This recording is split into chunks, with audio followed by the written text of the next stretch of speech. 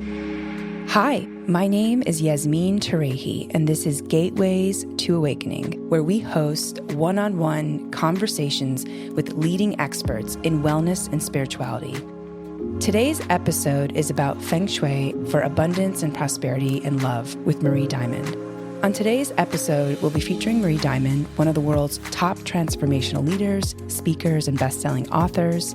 She's the only European star featured in The Secret. She also merges her intuitive knowledge of the law of attraction with her studies of quantum physics, meditation, Feng Shui, and Dowsing to transform the success of individuals and corporations. Her clients include billionaires, A-list celebrities, writers, speakers, CEOs, Fortune 500 companies, governments, and more than 300,000 students online. I'm so excited to introduce Marie today. Marie, welcome to the show. Thank you so much, Yasmin, for having me. I'm so excited for today. Likewise. I have listened to a lot of your videos. I have actually implemented a lot of your tips and tools and tricks. So I'm really excited for the audience to have a window into your philosophy around Feng Shui.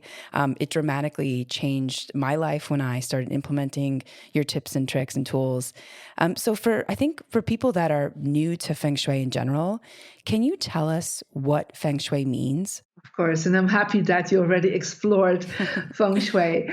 So Feng Shui, the words mean wind and water, and it's really about the flow state, the flow energy. And it's about 4,000-year-old energy system that was founded in China. And it's only since the 1980s that this actually started being implemented more in the Western areas. And for me, Feng Shui is really the law of attraction, but using your environment, using your home, your office to attract success and abundance, to attract more health, well-being, romance, and spiritual growth. And so Feng Shui for me is a missing link for many people, as they have been focusing a lot on their spiritual growth. They have been focusing a lot on their self-improvement, but they kind of forgot that the place where they live, work, and sleep is affecting them nonstop. And that is what Feng Shui is about. Amazing. Yeah, it's so interesting. I think a lot of people who are on a spiritual path or maybe a self-knowledge path, like you said, have focused entirely on their own mind and their own body, but haven't really paid attention to their surroundings. And, it's so interesting how subtle Feng Shui is, how one small change could actually make a really big impact on the way that you see yourself within a space. So I'd love to talk about Feng Shui in relationship to cultivating love or abundance. Do you have any key principles or tips about Feng Shui for both of those themes? Yeah, so the first thing I want you to become aware of your space, right? So a lot of people, we put some things around when we move into the place where we live or work or sleep, and then we kind of leave it there, right? And it kind of builds up some clutter. It builds up, some areas where you're like, yeah, I just put things there, and it's not even a match, right? We're just seeing it as a place to drop things off somehow. And so the first area is the first thing I want you to do is become aware of it. So I want you to think, if you would be the universe, if you would be God within you, and you would open the door to your apartment or to your home, what is it that God being in you is seeing? Like, what is it paying attention to, consciously and subconsciously?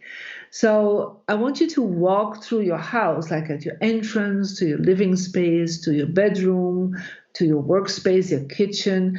Just walk literally physically in a more conscious way and see what is there, right? And so the first thing people already will know, they're like, oh my God, if God would come in here, it's cluttered or it's chaotic or it doesn't match but I want you to think about it, that everything that is around you, is what I call like a three-dimensional vision board. And people that have seen The Secret, we talk about, the law of attraction and making vision boards. But what if everything around you is affecting you nonstop, subconsciously? Every image that is there, every way you position yourself, it is all surrounding you, and therefore it gives you daily signals. Like each time you're there, it gives you a signal to your subconscious mind. So that's the first step I want you to do, is to be aware of everything that is there and kind of making notes to yourself, like, oh, that affecting my success, is affecting my prosperity, my abundance, my romance. Ooh, this is not so good. So the entrance, first of all, is a place of abundance, or should be a place of abundance. And most people, they have shoes on the ground, they have coats hanging there, they have perhaps some boxes from Amazon that arrived, right? So they're all there. But your entrance should be a place of space as much as possible, a place of harmony, place of welcoming energy, because the entrance is the area where you welcome prosperity, where you welcome romance. So look around, what is there? If there is an image of a lonely person there, then you're kind of saying to the universe, anyone that stays here will be by themselves, will not be in a relationship.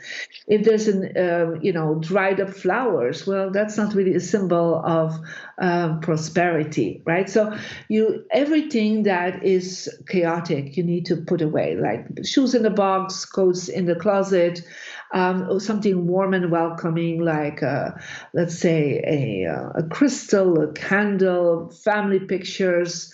If you can, a beautiful landscape where you come in, you're like, I'm feeling welcome.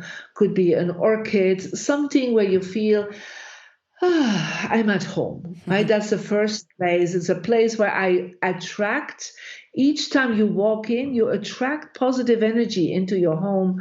Or do you immediately say, because there's a mirror opposite the door, you immediately say to everything that comes in, get back out, right? So be careful about what is there. The second thing, then is the place of your living room. Go into your living area, the living space, and what is there? Are you welcoming the prosperity? Do you see the people coming in? That's one of the first things I always say to people. If you want prosperity and abundance, make sure you're always in a power position. And a power position means that you are always sitting in such a way that the people that come in from the hallway into the space that you're in, you can see them. So the sofa can never be with a back to the door. It has to be against a wall so you can welcome people to sit with you, right? So that's a first thing that you need to look at. And then is it again welcoming? Is it warm? Has it warm colors? So you feel like, yeah, there's space, for prosperity to show up. And of course, the romance level is always focused, first of all, on the bedroom. And so go into your bedroom and see, like, is there space for romance? Is there space for a partner? Or is it just a bed with one pillow, one nightstand? Or is there two nightstands, two lamps, two pillows? There's space for that other person to come in. And especially in the bedroom, always check out what is there as images. If there's an image of, lonely people. I was recently in somebody's bedroom and they had an image of a woman that was blindfolded. And I said to her, well, you're not even seeing the man that wants to come in your life, because she was looking for a man. And she was like, oh my God. So she put it away. We put an image of a couple, and she met a beautiful person. So it's like, that's the whole thing. You're opening yourself up to what is there, what hangs above your headboard, right? Definitely try to avoid water because it creates more frustration and emotional energy. So, is there space in the closet, the space in your bathroom for another person to show up, Yeah. So make space for it. That's one of the key points of Feng Shui. And of course, in prosperity, you also look how is your space in the place where you work, where you sit, if that's at home, if that's in your office, or if you have your own workspace into your home. Do you see the people coming in? So never sit with your back to the door, never sit with your desk against the wall, because when you do that, you actually are hitting the wall. You're not ever going to attract prosperity. There's no CEO, there's no president, there is no queen or king that ever would sit with their desk against the wall or with their back towards the people coming into the room. So think that you need to sit yourself up as a queen, as a king, as a president. So making sure you have a good chair, a beautiful desk, space in front of you. And as you're doing that and organizing your space around you to that is prosperous, and that it is organized and decluttered, that is where you start attracting good feng shui. Amazing. I love these anecdotal stories too about some of your previous clients. And then, particularly in the romance and bedroom area, I remember, and I'd love for you to share some feng shui no-nos, like what should people get rid of immediately? So, like you said, a person by themselves. It's funny because when I first listened to you, I realized that I was doing a lot of feng shui no-nos, the water, a picture of Greece overlooking the water above my headboard, a huge mirror in front of my bed, pictures of a woman by herself with a dove. I mean, it was just, everything, I was doing everything wrong. So I made a lot of changes. And I'm curious if you mentioned that the colors in your bedroom should be a particular color, because I had a lot of, I want to say, blues and greens, and I remember that you mentioned that you should have more warmer colors in the bedroom. So I'm, curious if you could speak about that and other just feng shui no-nos in general. Yeah. So, well, you already mentioned a few. So, so one of the definitely for romance is that you have to be careful with mirrors in your bedroom. So, if you have a mirror reflecting your bed, so to the side of your bed or opposite your bed, is that when you wake up, the only thing you see is yourself.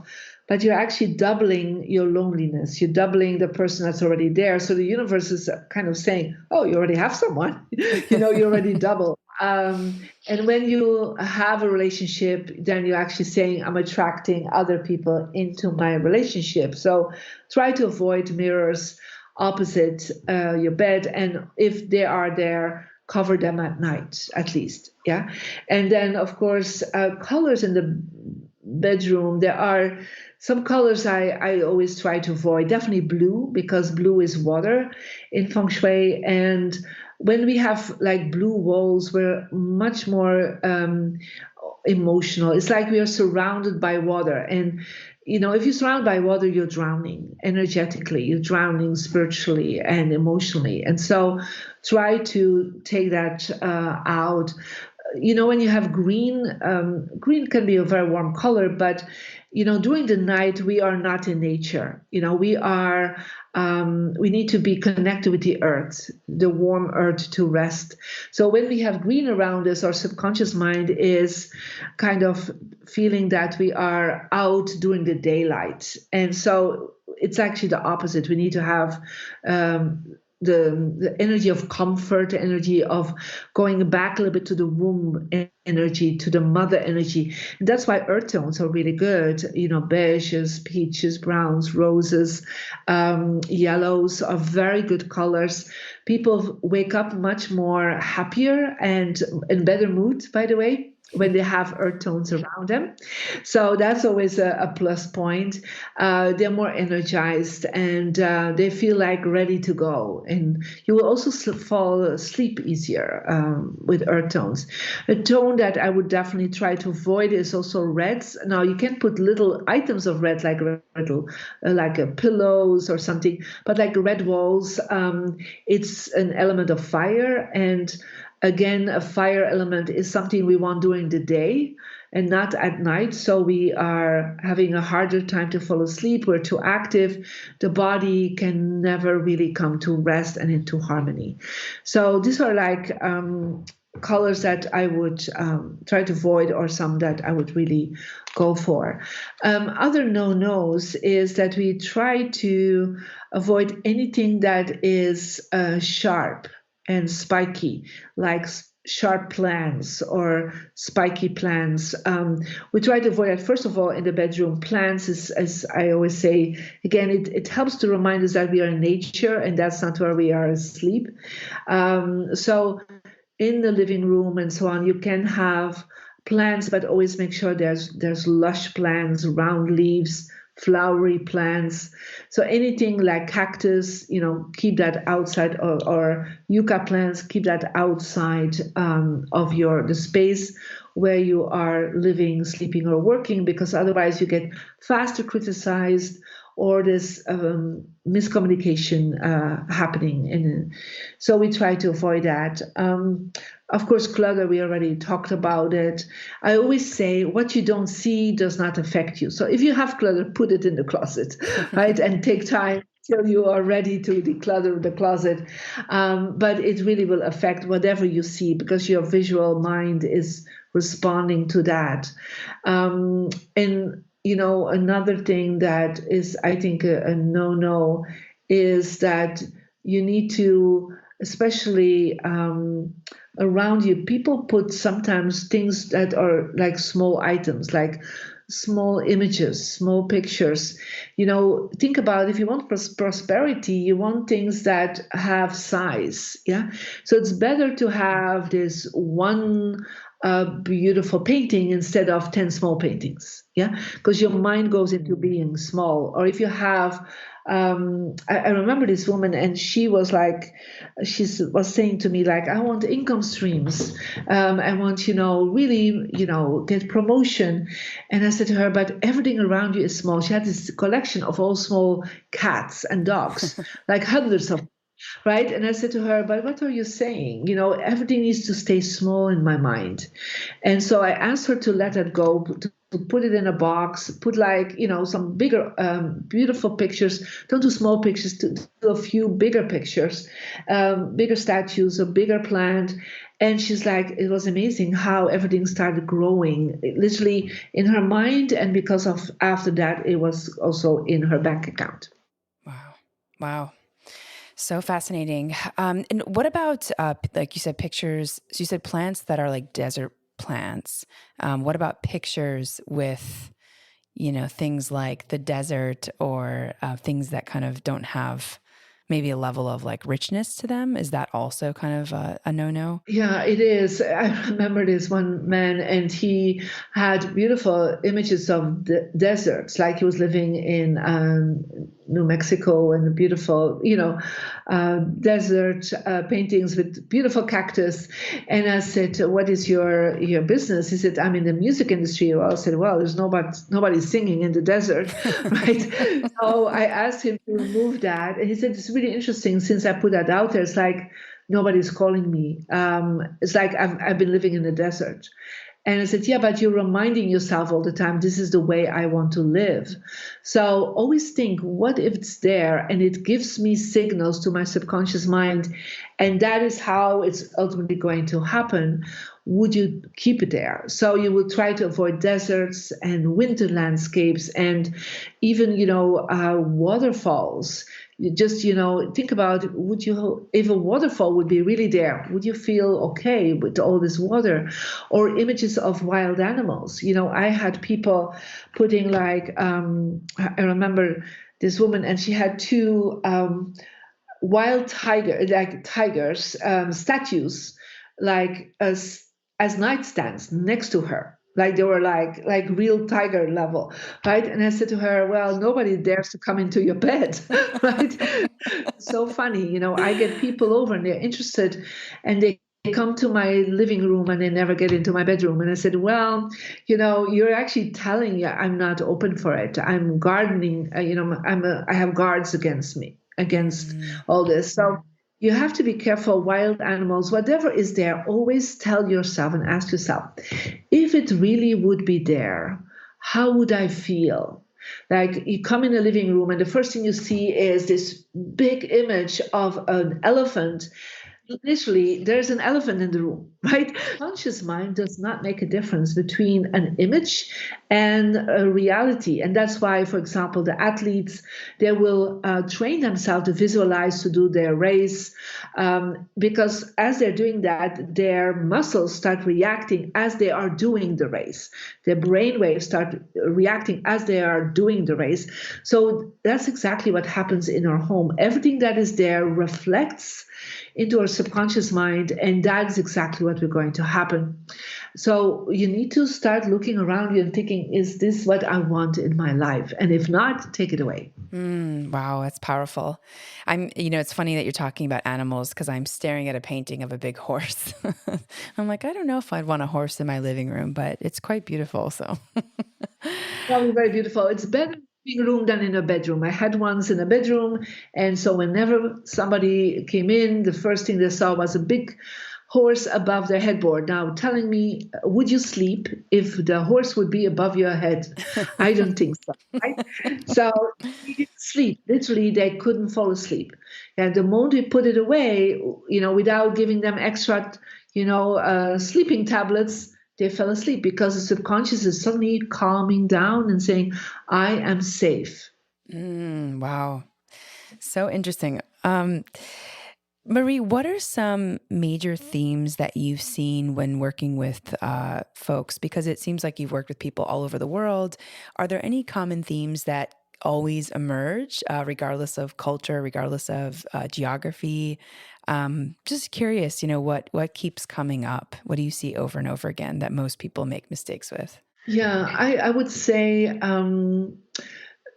one of the major mistakes I see, and that is independently culture, race, background, is if people are looking for prosperity, if they're looking for abundance, they will have the wrong setup of their office, of the place where they work. Like I said, and I want to repeat it because it's crucial, make always sure that when you work, even if you're looking at a computer screen, that when you look up, that you're able to see the people coming into the door, even if you work at home and nobody will ever come to that space. It is because when you look at the door, what happens is, and we have done many tests about, is that your brain waves will actually go into alpha brainwave. And when we're in alpha brainwave, we're always optimistic, concentrated, think outside of the box, we're creative.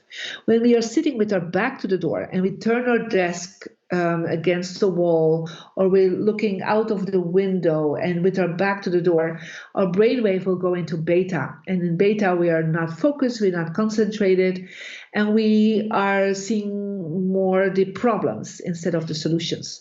And so just that simple turnaround, and this is something I pick up everywhere, and everybody always has the major results with that, is that they're feeling like solutions are coming their way. They feel more positive about the future, because if you're with your back to the door or against the wall or against the window, you feel like you don't see the future, like you start living more in the past. And so I've seen people gaining money, gaining better promotions, people receiving more recognition, more different income streams, because they put themselves in the right direction.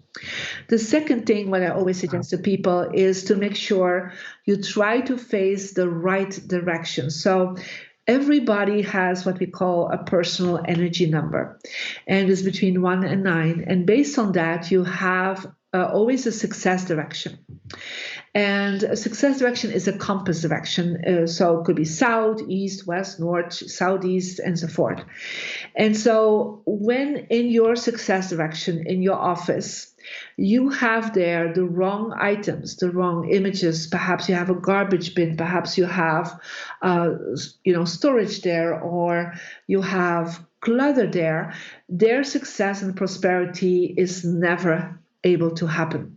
So when people go to mariediamond.com, they can click on Get Your Free Energy Report, and you put in your birthday and your gender. and it's your birth gender.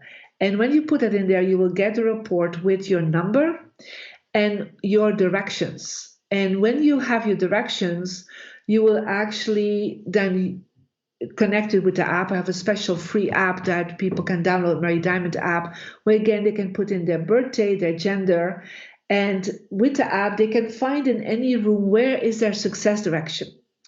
And if you look at your success direction and it's the wrong information there, your success, your prosperity will never happen. You will always feel you're kind of against the wind. You're like you have to work so hard and you don't get the results that you desire. And when you change that around, the simple things, putting yourself in a good direction, activating your success direction, suddenly people feel the wind is with them. It becomes easier, effortless. It's like people sometimes say to me, it's like magic starts happening, but it's not magic. It is because you are in the right flow and you activated your success energy. And once you know your success direction, that's forever. That's for the rest of your life. That's your success energy. And these are the two things that I've seen in any culture. If they do these two things, life start changing and they attract more prosperity and more success. And you also have a relationship direction. And so that relationship direction, definitely in your bedroom, you need to activate it with putting romantic images up there. And you have to always remember a single woman, a single man is never a romantic picture. So it could be two hearts, a couple that you put up there, the word love, something that when you look at it, it feels inspiring for romance. So you can actually redo your whole space just by going and getting your free energy report. Amazing. I actually pulled my report before this chat. I have not implemented it yet, but I have energy number 7, the advisor, and it's actually quite lengthy. There's a lot of information in here, so very exciting for folks who want to check that out. You can go to, again, mariediamond.com. Is that correct? Correct, yes. And there's a bar that says get your free energy number, and you put the information in, and you get, I think, like 18 pages information, and you can start practicing right away and connecting with the free app. You can actually start looking at every place in your home and just start redirecting the energy towards success and prosperity and romance. Amazing. And Marie, what do people do when they're on vacation or traveling, or I guess in a pre-COVID world or pre-quarantine world when people were on the road a lot? What do you do when you travel? Do you check out a space and, kind of take things down or add in your own Feng Shui? Yes.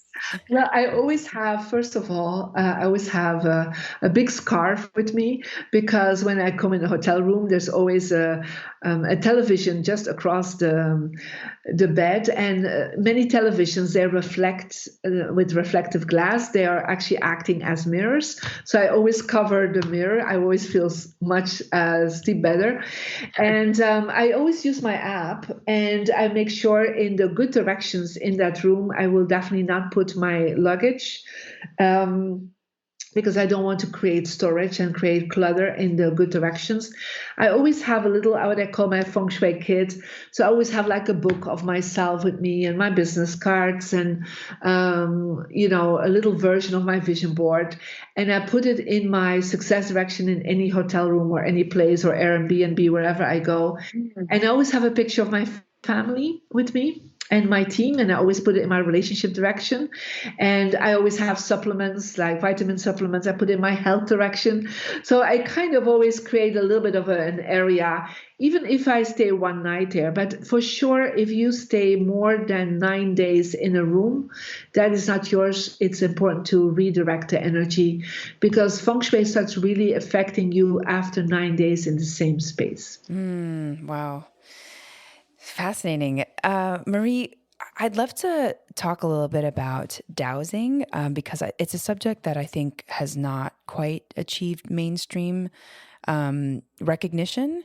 At least, in my circles, it's more well known, but I think the mainstream audience might be very new to dowsing. I'm curious if you could share a little bit of information about what dowsing is, why it's also an important process for having a healthy home. And I think when I read about it was so interesting to me was why dowsing is so important for where you sleep specifically. Yeah, of course. So, dowsing, is a very ancient system in many cultures. So you have it in China, in Egypt. It was known by the Druids, the shamans in northern Europe. So it is actually what they used it for originally. What is, I'm sure you had grandparents or grandmothers that were using it. Was to find water. So they would call it witching. They would be like looking for water with two wooden sticks, right? And so they knew that when they would find water, they would find a well, and then they would drill for the water. And so that's how, for thousands of years, people were using that information. In today's world, we work with dowsing now with copper sticks, copper rods, and we're looking for also underground water, but we can do it for wells, but it's also, we can check where there is underground water under your home. Because when you are sleeping on a place where there's underground water, like it could be a pipe, it could be a creek, it could be an aqua field, could also be a disturbance in the earth, like a fault line or a tunnel, right? When you're sleeping on top of it, it actually creates a break in the aura field of the earth.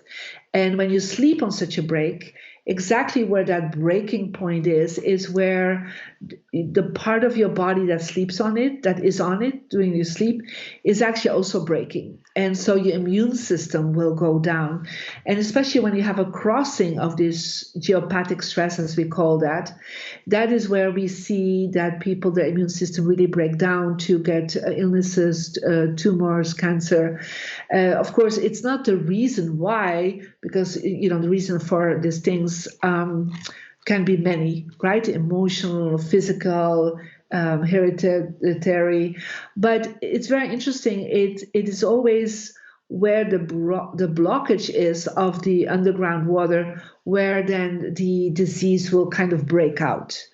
And so you can actually cure that. Yeah. So we have specific, it's like acupuncture in a way. So we are checking out where are the blockages, and instead of putting needles on your skin as acupuncturists, we're actually putting copper sticks in the floor of the house, and it kind of stops that negative frequency, and people start sleeping so much better.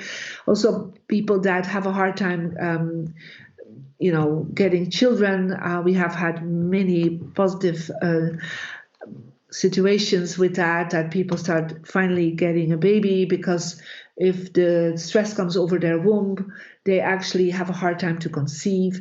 I had myself this experience. I had 5 miscarriages till I know dowsing, and then I had my little girl.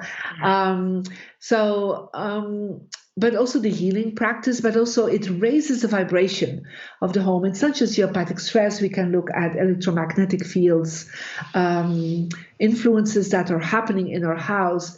And what people, the first that they feel once that is doused, is that it becomes peaceful. There's an energy that shifts. And then people are much more in harmony. They are less fighting. There's less miscommunication. Children, that don't want to fall asleep in their bed suddenly are so happy in their bed, or areas where the animals are fighting all the time, suddenly they are like calm and peaceful. This is where I would say plants are not growing, suddenly the plants start growing. So it's really interesting. You don't have to believe in it to make this work, right? So it's an ancient system, thousands of years old, probably older than Feng Shui. And so I brought the information from many areas together. and set up my own dowsing program. And we have, for that program alone, more than 100,000 people online that have studied that, because I felt that if there would be one dowser per family, then the whole family would be in such a better place and more healthy. And especially as we are now staying more and more in our home, right, we are feeling more affected by that. That's why right now, Feng Shui and Dowsing, what in China was actually used both together next to each other, um, it is so important, because this is a missing link of our well-being, because we are spending, so many hours per day now in our home. And if our home is not uplifting, if it's not a higher vibration, it's by the end of the day, we are not energized. We are feeling tired because you're in a space that makes you tired. Mm. Wow. So interesting. I actually want to learn a lot more about that. And I will likely look into your class, because there's not that many programs on dowsing. I mean, it still feels like it's a topic that's not widely discussed. So I'm definitely curious about it. Well, you can go to the website, and there's a specific page on dowsing on my Okay. website where you have some more YouTube videos to understand already what it is. And it's a very simple video program, and it's not so hard to learn. People sometimes think, oh, I had people from all over the world that are using it. And the great thing is, once you know it, you can use it over and over again for your family, for yourself, for your friends, and really, make a big difference in people's life. Wow. Amazing. Okay. I will definitely check that out. Marie, what's sort of like the process that you go through when someone asks you for help on Feng Shui? What's kind of the first thing that you look at when you work with someone? Maybe you could walk us through the process. Like, what does it look like to have a session with you? And I imagine that you're probably already booked, quite a bit. But do you still do one-on-one sessions with people? Yeah, I still do one-on-one sessions, and if I don't have the time for that, we have a team of people that are trained and certified by me that we can always bring and work with you. So you can go in person, right? But that's not always the times, right? And I still do that. I still travel, and the possibilities I have. Or we can do things online. So the first thing is that we always work, first of all, there are two major aspects, because we are using the traditional feng shui, and that's based on the compass. So we always first check with your birthday, right? And the birthdays of everyone that's in your home, and check out, first of all, the front door. The front door is a key aspect, because it's where the mouth of prosperity is coming in. And so the front door is the degree of the front door gives us a lot of details already based on when you moved in, or when you bought the place. And then from there, it's like there's a flow of chi, and we look at the floor plan. Where is the bedroom located? Where is the kitchen? How does that affect you and your family? The locations of these places. We can immediately. It's almost like you read a home in a way, right? So you're literally, people don't really have to say anything to me. I just need some details of their birthday, and then I'm going in and I read their home, and I say, like, this is going on in your life, and this, I remember I spoke once to this very, very famous author, probably the most famous author on romance. And so I came to his front door, and I didn't even walk in, and I stood there with my compass, and I said, well, there is no way in the world that you two are still sleeping together. And then, and so it was like the degree of that front door gave me that indication, and when they moved in, and indeed that was the case, and they were on the edge of divorce, and we changed things around in the house, colors, sometimes images. We always try to. It's like acupuncture. We try to activate the energy. We try to reduce the negative stress. I try to avoid, doing too much, innovations and redecorations, but just to replace things, and sometimes painting something or putting images in the right place, moving desks in a perfect angle, because everybody has certain degrees that are, we call it golden points, where literally people, their prosperity starts working immediately. The bedroom, the positioning of the bed, that all can really affect getting you all the time more and more in what we call an alpha state. And then we also do dowsing. We never do feng shui without dowsing, because let's say I put your desk somewhere and that desk is on a stress zone, then even if the desk is in a good direction, you will start having headaches, or you will start feeling quicker tired. Or if I put your bed in the right direction in your bedroom, but it is with geopathic stress, then you probably will attract romance, but you will feel more unhealthy, and start having more and more immune problems. So we always bring that together. That's actually what the original feng shui masters did thousands of years ago. They would, work with the elite at that time of China, the emperor, the empress. They would always check creating the floor plan, adapting it with the right colors, the images, the forms, and then always do the dowsing.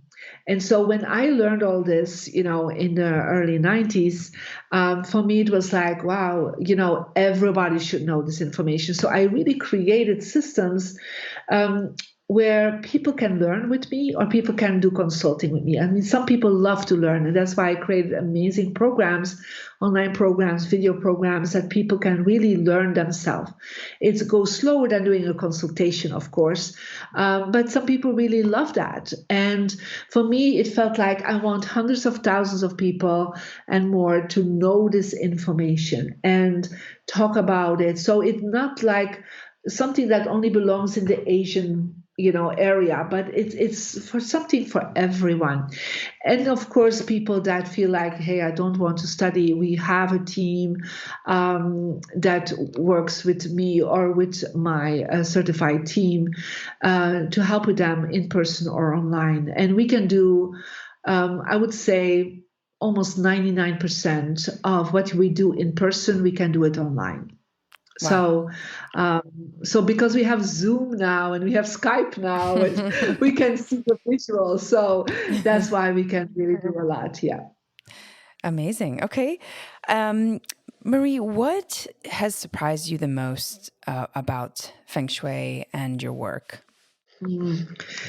Well, you know, I first started working as a spiritual teacher. I started talking about enlightenment and teaching people about meditation, and I still have a big following on that level for my students and teaching a lot about that. But at a certain point, I could see that people were not going to the next level of their spiritual growth.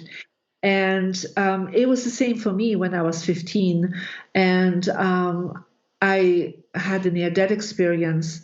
And I asked my spiritual teacher after being almost dead, like, what did I do wrong? I mean, I've been meditating. I would meditate since I was 7.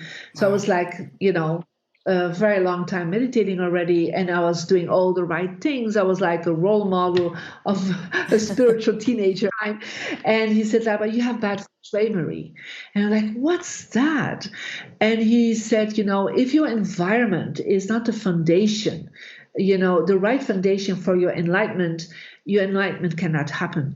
And so he said that's why people, when go to monasteries, they go to mountains to have high prana, high vibration, so they could reach enlightenment.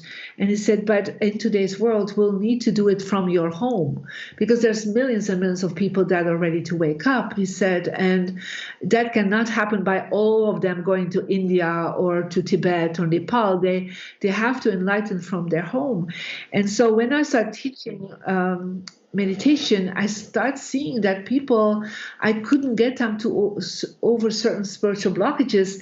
And that is when I started really looking into Feng Shui that I already had practiced for myself. I started, implementing and teaching people. And that's when I saw people jumping through difficult spiritual blockages. They were going into initiations, and their mind was so much easier to receive the light. The heart was so much more open. So I think that has been the most incredible for me. So for me, when I practice Feng Shui and Dowsing, for me, it's to enlighten people and to create more enlightened people, because my big vision is to reach more than 500 million people and to enlighten them. And so that's the vision I got when I was 15 after my near-death experience. And so I know by being in the secret, we have reached that amount of people, but we're still, helping people to understand. And I've seen each time people use Feng Shui for prosperity and romance, but the most amazing effect is always that people wake up. And so even if they're using it for their family, they're like, my family is so closed off. Suddenly their family is opening up. They are opening up more to spirituality, to meditation, to God, to the universe. And that has been the greatest gift from this work. Wow. Wow. Fascinating. I love that that is your mission. And I can't believe that you started meditating at the age of 7. Was this something that your family encouraged you to do, or did you find it yourself? No, my family was very Catholic from background. So I was used to pray a lot, to do prayers and going to the mass, and I was a very religious child. But no, I was so lucky to have a spiritual master coming my way when I was 7. I was apparently ready at that time already. Yeah. Wow, lucky you. I think for most of us, we discovered it much later in life. So amazing, amazing. Marie, can you tell us a little bit briefly about your time on the movie The Secret? Because you were the only European guest on The Secret. So I'm just curious if you could tell us about the journey. And we actually had another guest on the show who was also on The Secret, Marcy Shimoff, and a couple others coming up as well. So it's been on my radar. It keeps coming up on my radar, the movie The Secret. So I just wanted to ask you about that. Yeah, of course. So, at a certain point, I was originally from Belgium. So I was like quite successful already in the spiritual world. I attracted the most people in my conferences of any teacher. But, I felt like I was here to enlighten more than 500 million people. So I started implemented in my Feng Shui items from America, because I want to go to America. And so as one day I started teaching in America, and one of my first students actually was Marcy Shimoff. So it's really interesting. No way. Wow. So she was like one of my first 30 students in my life in America. So, but when I lived in America, I put up my vision board, and I put a little yellow post-it note, and I put on it, I'm going to be in a movie seen by millions of people that will transform the world. And because I was living in San Francisco, and I thought like, hey, that's not so far from Hollywood. I don't know whichever way that's going to be. But I also put a fake Oscar out. I put my name on it, Marie Diamond 2006, because I thought like I need a few years. I was like 2002. And so within 2 weeks, actually, that I put it out, Marcy Shimoff walked into my room, of my conference room. And she was blown away by my work, and she immediately wanted me to do her Feng Shui, her Dowsing. I mentored her. And so she immediately started sharing me with her colleagues, John Gray, Bob Proctor, Jack Canfield. And so Jack Canfield invited me together with Marcy to the Transformation Leadership Council. And Marcy at that time had already sold millions of books, and I just was known by about 500 people by that time in America. So I was just a startup, to be honest, but I had a big vision. And so Jack invited me in, and I asked Jack, but I'm all these people, they're so famous that are in this room. And he said, yeah, but one day you'll be as famous as everybody else. Wow. And I was like, okay, he believes in me, right? And so that is when, like, the third time we came together in this group, that's when the movie was filmed. And 2 weeks before the movie was filmed, I had this dream of this blonde woman with half blonde hair, and she said in my dream, when I'm with you, pay attention. Yeah, I'm from Australia, she said in my dream. And so 2 weeks, 3 weeks, probably top later, I was in the meeting, and I was sitting way in the back because I was still very shy because all these very famous, successful people. And I was like, just start up, right? And so I was sitting way in the back, and there was a place open next to me. And this woman comes sitting next to me with blonde hair, half blonde, half long. And she said, hi, my name is Rhonda Byrne. I'm from Australia, and I'm doing a movie here, and we do interviews. And I said, I pay attention. That was actually my first television interview ever, just me. Oh, amazing. I'd never been in front of the camera at that point. Yeah. And so so that's actually how I got in the movie. And but there were many people she interviewed, but there were 24 she picked out. And so 6 months later, I remember when we saw the movie, a lot of successful people came to me and said, but Marie, why are you in this movie? I mean, we're much more famous, we have so much more books. And I just told them, well, was it on your vision board? It was definitely on mine.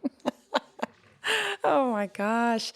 Wow. I want to go and recreate a new vision board for 2021 because I put things on there that are just like, I mean, things like the Nobel Peace Prize and the same thing, Oscars. And, but I love that there's a precision with the way that you you manifested these things. I mean, and especially like working with the dreams and your intuition, because I think a lot of people are maybe working with one thing, but not working with a lot of different modalities and ways of knowing.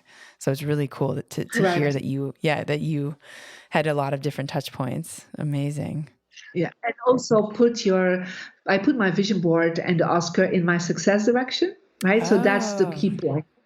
So, because it's not just making it, it's the location of the vision board that makes a big difference. Oh, okay. All right. Well, I'm going to read through the report that I got and put it in my success direction. You should put it in the Northwest for you, right? The Northwest. Does it matter which room? Well, I would say your bedroom, your office. I would not put in the living room because, like other people see it, right? So for me, it's in my success direction in my office and still there. I always, I have so many things, manifested because of my vision board in my success direction.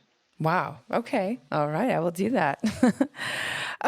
Marie, what do you want to tell our listeners as like a final takeaway about their health and wellness, especially with this year? I mean, what is sort of your final message to people, if you could tell them anything? Yeah. Well, in this year of the COVID-19, a lot of people kind of stopped dreaming a little bit. They were in a little bit of crisis. Some went introvert, woke up. But I believe, 2021 is definitely a year where we need to start dreaming again. That's why making your vision board, your dream board, start making goals. I know some people say, well, a lot of these goals cannot manifest. All my goals have manifested this year because we sometimes think this is not possible, this is not possible. We limit ourselves. But, when we are dreaming, when we are implementing your home as a three-dimensional dream board in a way, you will see that the universe can still bring all what you desire and all what you want. Perhaps it won't bring you, to go to Egypt right away on a travel or to Bali, but so many other things can really manifest. And so be open to it, dream, be open, and keep moving forward. It's not because there's a crisis outside in the world, that there must be a crisis in your heart. Beautiful. Wow. And, I think for folks who want to start creating their vision boards, I think that's also just a great start to a new future, right? 'Cause I think we've cleared a lot in 2020. We've moved things that don't serve us anymore. So thank you so much. Are there any resources that you can point folks to so they can learn more about you? So mariediamond.com is the website that I have. Is there anything else? Of course. So you can go to YouTube channel Marie Diamond. So there's many videos that are present there where you can really learn so much. Of course, go to my Instagram at Marie Diamond 8. 8 stands for infinity. There are every week several videos that are brought forward from my team where I teach you tips and wonderful steps to change your life. So these are the two major resources that you can go to. Amazing, amazing. Marie, thank you so much for your time. This was such a lovely conversation. I'm just ecstatic that we got a chance to connect. And I feel like the information from the show is going to really help so many people's lives. So thank you so much for your generosity. You're so welcome, Jasmine, and good luck with everything. Bye, everyone. Thank you. And for our audience, thanks for joining and for listening. In this episode, we learned about Feng Shui for abundance, love, and prosperity with Marie Diamond. And you can tune in to Gateways to Awakening, where we host one-on-one conversations with leading experts in wellness and spirituality. Thanks again.